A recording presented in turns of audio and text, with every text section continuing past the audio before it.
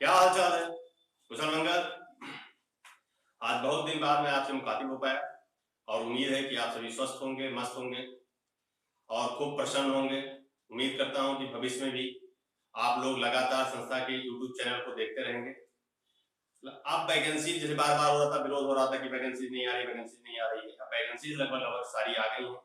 SSC CGL ने भी अपनी डेट क्लियर की है, एसएससी ने भी सारे और वैकेंसी 10+2 एमटीएस सारी क्लियर की है, डेट दे दिया है, आपको बस उसकी तैयारी करनी है। दूसरा, लोक सेवा आयोग की एक बहुत महत्वपूर्ण परीक्षा आपके सामने है 11 अक्टूबर को पीसीएस प्री का पेपर है। मैं उसी के लिए आपके सामने उपस्थित हुआ हूं और मैं ये चाहता हूं कि आप उसके लिए जो करंट अफेयर्स है, पॉलिटी है और कथन कार्यवाही के जो प्रश्न आ रहे हैं उन पर बहुत विशेषकर ध्यान दें। और इतना यदि आप कर लेंगे और जो प्रश्न है उनको निगेटिविटी से बचा पाएंगे, यदि आप नकारात्मक कम हो पाएंगे, तो आप 100% सेलेक्ट होंगे। इसमें कोई भी दिक्कत, कोई भी संशय नहीं है। आपको करना क्या है, जैसे आप पीसीएस प्री का पेपर देने गए कि 11 अक्टूबर को है, 11 अक्टूबर को आपने पहली बार ही फॉर्म डाला है और पहली बार भी डाला है, तो मैं आपको बिल्कुल विश्वास कर रहा हूं कि आप लगातार जो टेस्ट सीरीज कौटिल्य वाला आपको करा रहा है उसमें पार्टिसिपेट करते रहें, उसको देते रहें। 100% आप जानिए कि प्री आप पास कर जाएंगे, इसकी जिम्मेदारी लेता हूं मैं।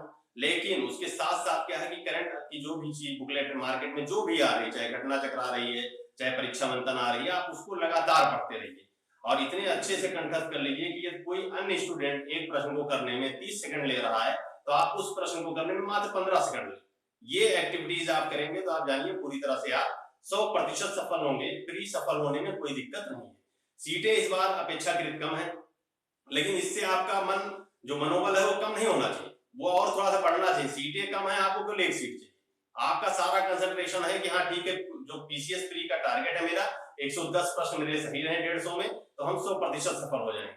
उसी को आप टारगेट बनाकर चलिए। आप विश्वास करिए कि 100% आप सफल होंगे।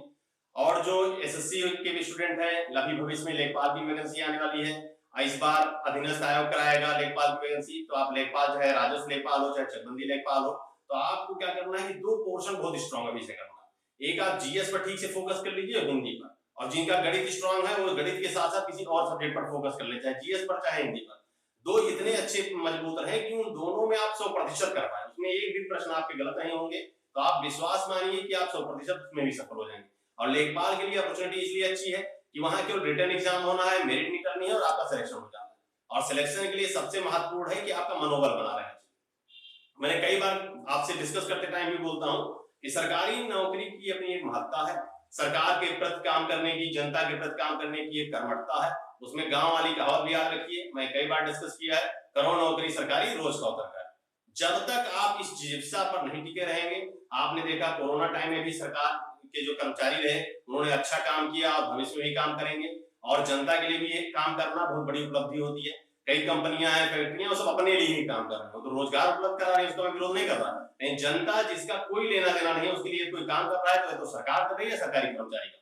तो आप सरकारी नौकरी के लिए बिल्कुल तत्पर रहिए और लगातार लगे रहिए। छोटी नौकरी बड़ी नौकरी नहीं, टारगेट एक रखिए कि अच्छा पीसीएस ऑफिसर बनना है तो आप पहले लेखपाल बने, फिर आप कानून को बने, ठीक है, वो एक आपका रास्ता हो सकता है। लेकिन आपका जो लास्ट डेस्टिनेशन है वो केवल होना चाहिए कि हमको ऑफिसर बनना है, तो मस्ट है हमको आईएएस या पीसीएस ऑफिसर बनना है, उससे नीचे हमको नहीं आना। वो आपको रात में पढ़ना पड़े दिन में नौकरी करने के बाद, लेकिन आप पढ़ते रहिए। एक आप जो है कुमार विश्वास की एक पंक्ति मैं आपको सुनाता हूं, ध्यान से सुनिएगा।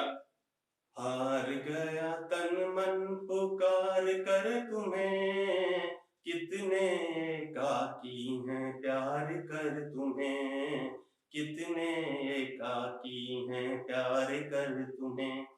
ये पंक्ति, ये जो एकाकीपन है, ये एकाकीपन आपको कब आएगा? जब आप और चीजों से बिल्कुल अपने आप को अलग कर लेंगे। यहाँ प्यार को जो दूसरे प्यार की दृष्टि से मत देखिए। यहाँ प्यार का मतलब है आपके पुस्तकों से प्यार। जितना आप पुस्तकों से प्यार करेंगे, अपने आप को अकेला कर लेंगे, तो पढ़ने में लगे रहेंगे, तन्मयता से लगे रहेंगे, तो 100% आप सफल होंगे।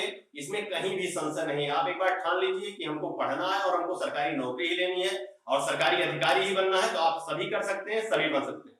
टाइम मत पास करिए। इस समय जो सबसे बड़ी समस्या आ रही है, मैं देख रहा हूं घर पर लोग बैठे हैं, वो अपने आप में ही विशेषज्ञ बने कि नहीं अब कोई दिक्कत नहीं है, संस्थान कभी खुले या ना खुले, अब हम बहुत ज्ञाता हो गए हैं।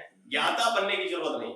आपको ये मैंने पहले भी कहा है कि संस्थान की नींव भी कुछ ना कुछ आपको सिखाती है। तो जब तक आप संस्थान से लगाव नहीं रखेंगे, अपने अध्यापकों के प्रति रिस्पेक्ट नहीं रखेंगे, तब तक सफलता उतनी आसान नहीं। यदि आप किसी भी स्तर पर, किसी भी गरीब परिवार से, कमजोर परिवार से भी बिलोंग करते हैं, तब भी कौटिल्य बलरामपुर आपको 100% अवसर देता है कि आप आइए, कंपटीशन में पार्टिसिपेट करिए। आप टॉप 5 रैंकर है तो हम फ्री में पढ़ाएंगे। इस दौरान भी मैं आपसे वादा करता हूँ, लेकिन आपको पढ़ना पड़ेगा। और आप ये रखिए कि जो घर में बैठे सोच रहे हैं अच्छा अब क्या किया जाए, आज इससे मन उब गया, आज इससे मन उब गया, मन उबने से काम नहीं चलेगा। आपको ये करना है कि हमको हमारा टारगेट है और ये टारगेट हमको 1 साल में अचीव करना है। तो 1 साल में आपको पूरा दिन डे बाय डे उसका स्ट्रक्चर डेवलप करना पड़ेगा। मन में चार्ट मत चिपका दीजिए दीवार पर कि चार्ट चिपक गया हम बहुत अच्छा पढ़ लेंगे। चार्ट वार्ट चिपकाने की जरूरत नहीं। आप मन में डेवलप करिए कि हमको 1 साल में ये तैयारी करनी है, ये कंप्लीट कर लेना है और हमको एग्जाम क्रैक करना है। 100% आप करेंगे। मेरी ढेर सारी शुभकामनाएं हैं, मेरे ढेर सारे आशीर्वाद हैं।